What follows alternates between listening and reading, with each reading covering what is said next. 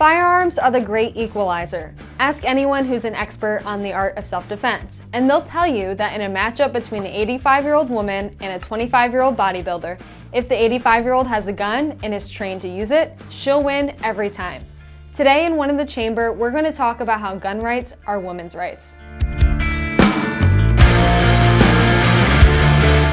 Before we get into the video, please take a second to like, comment, subscribe, and share this video with a friend to help us defeat YouTube's algorithm. First off, as many as 200,000 women use a gun every year to defend themselves against sexual abuse. And recently, 13 women used firearms in self-defense against their exes and criminals in a 2-week period across the US, as reported by the New York Post. Women, specifically Black women, are the largest growing demographic of new gun owners, a trend that started in 2020 and continues to this day. The facts are in.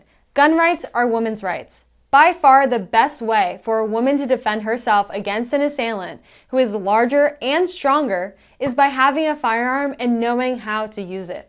This is the opposite of what you'll hear from the billionaire-funded anti-gun lobby, though.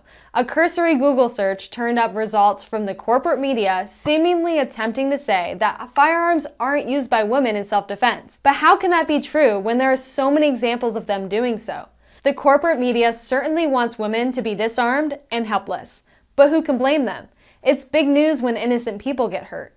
And while the anti-gun lobby claims to speak on behalf of women's safety, we know that this is the furthest thing from the truth. Speaking of fighting for gun control in the name of women's rights, what's going on with the recent Supreme Court case, United States vs. Rahimi? Biden's Attorney General Merrick Garland put this case on the fast track to the Supreme Court because of its tricky nature, citing the significant disruptive consequences of the appeals court ruling that preceded the Supreme Court case. According to a report by The Reload, Garland wants the court to decide between Rahimi, someone who is by all accounts a terrible person, and preserving the historic Bruen decision, which currently serves as a foundation for many pro-gun lawsuits nationwide.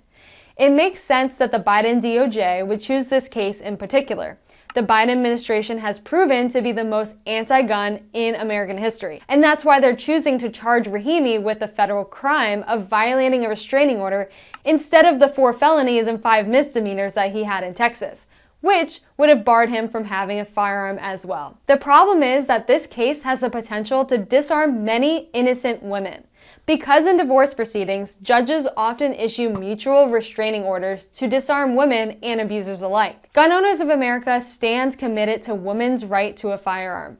We help to train thousands of women per year to carry firearms for self-defense. Instead of trying to push gun control on women and leaving them defenseless, the Biden administration and other anti-gun politicians should be working to arm women and allow them to defend themselves for the many threats that they may face. Anyways, that's it for today. Thanks for watching this One in the Chamber. I'll see you guys next time.